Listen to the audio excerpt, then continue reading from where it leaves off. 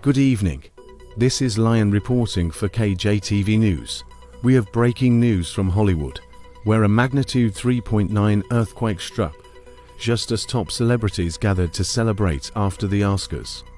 According to the U.S. Geological Survey, the earthquake's epicenter was in North Hollywood, just miles away from the Dolby Theater, where the prestigious awards ceremony took place.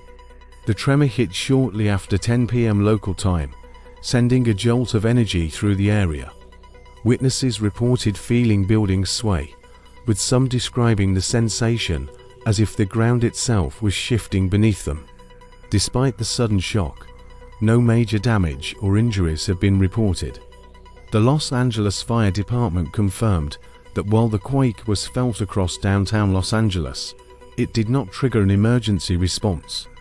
Authorities did not enter earthquake mode, a protocol used for assessing potential structural damage after stronger seismic events.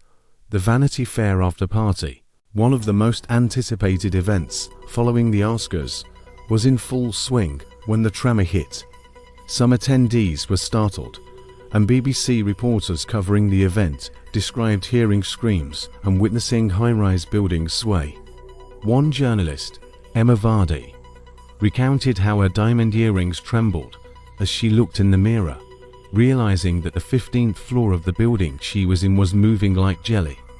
This earthquake is part of a series of tremors that have shaken Southern California in recent weeks.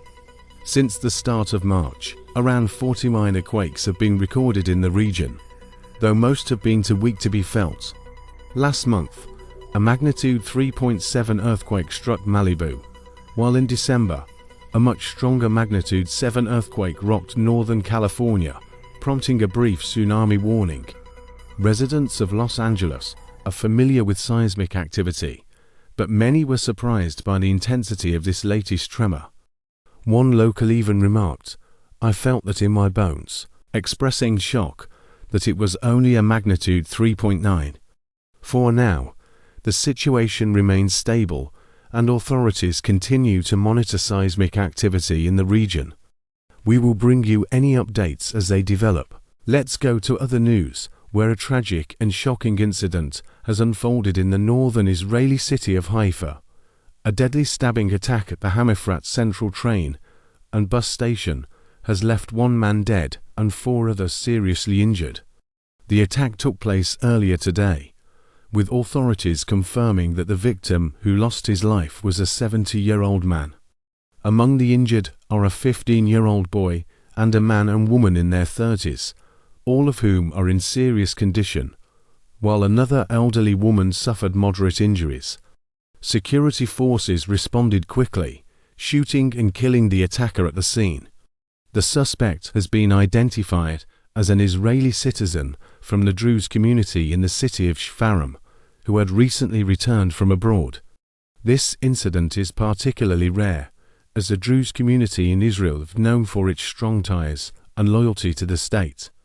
While some reports suggest the attack may have been linked to terrorism, family members of the assailant claim he had no extremist motives and was suffering from mental illness. Eyewitnesses described the terrifying moment when the attacker exited a bus from Shfarim, shouted "Allahu Akbar," and began stabbing people at the station. Graphic surveillance footage captured the horrifying scene as the suspect targeted victims before being stopped by security personnel and an armed civilian. Israeli Prime Minister Benjamin Netanyahu, who has strongly condemned the attack, vowing to continue the fight against terrorism. Meanwhile, Hamas has praised the act, calling it a response to Israeli actions in Gaza, further escalating tensions in the region. This attack follows a series of violent incidents in Israel, including a recent car ramming attack at a bus stop and attempted bombings near Tel Aviv. With security forces on high alert and investigations underway, the situation remains tense. Stay with KJTV News as we continue to bring you the latest updates on this story. And thank you for watching KJTV News.